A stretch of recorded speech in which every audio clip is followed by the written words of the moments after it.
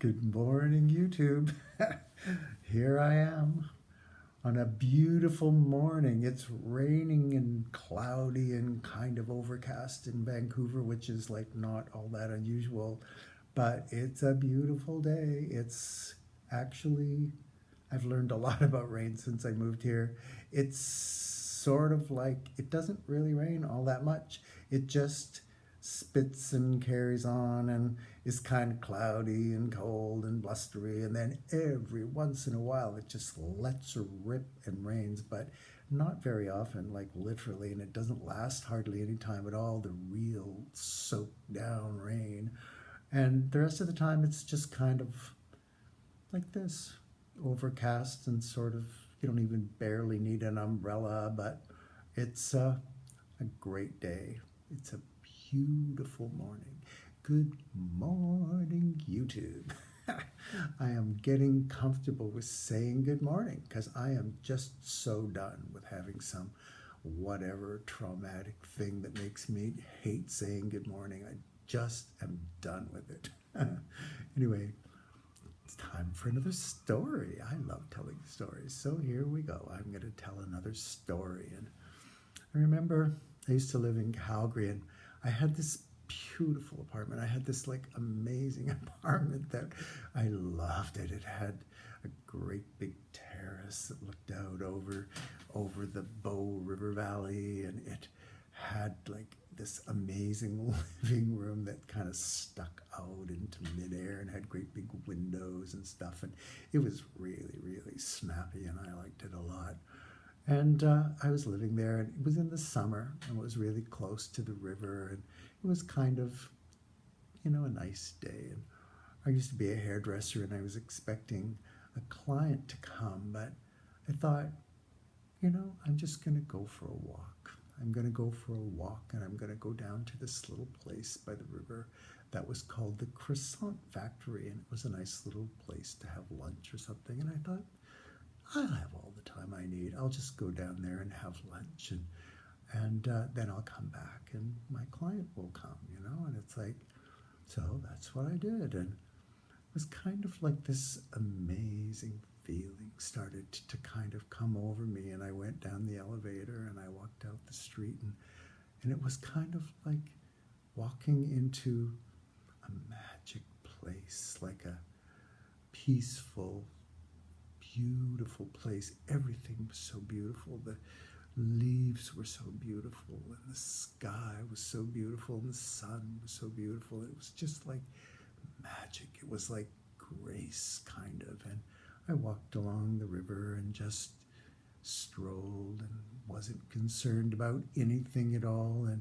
I went into the Croissant Factory, and I remember ordering my lunch from this waitress, and she was so beautiful.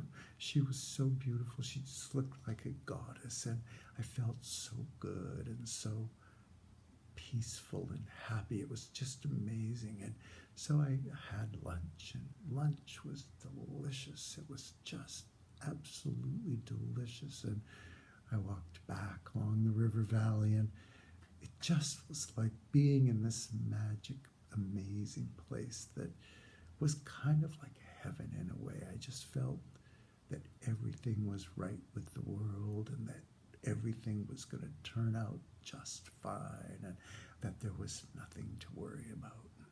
I remember I wandered back towards my apartment, and just at that very moment when I was coming down the sidewalk to my front door, I turned, and there was my client that I was expecting. And we went up the stairs, and we had this great, wonderful connection, and I really enjoyed it. And it was, I call it grace. I don't know what else to call it, but Esther would call it being in the vortex, I guess. But it was like, it felt like this magic thing had come down over me, and that all of a sudden I just knew that everything was going to be fine. And I just knew that I didn't have to worry about things. I didn't have to fret about anything. I could just relax and enjoy this amazing kind of feeling that was coming down over me, and it was intoxicating. It really was. It was absolutely intoxicating, and it just opened my eyes almost. It was like there's a whole nother world right there available to me if I am willing to see it and nurture it in my own experience. And I'm the only person that can do it.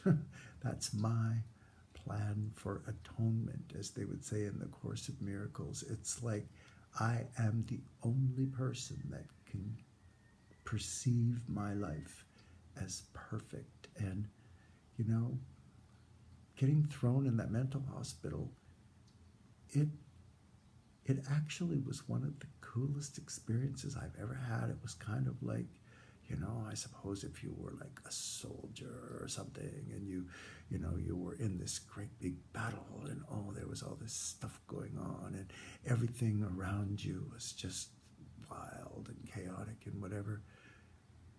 It's kind of like an adventure movie or something, you know, when something like that happens, and that's it. It's like we all design and create our own adventure movie. And some people like comedy, some people like tragedy, some people like, and it's not happening to me. It's not like I am a victim of this amazing process. It's really the complete opposite of that. I am the star of this show. And I'm the producer, I'm the star, I'm the director, I'm the everything.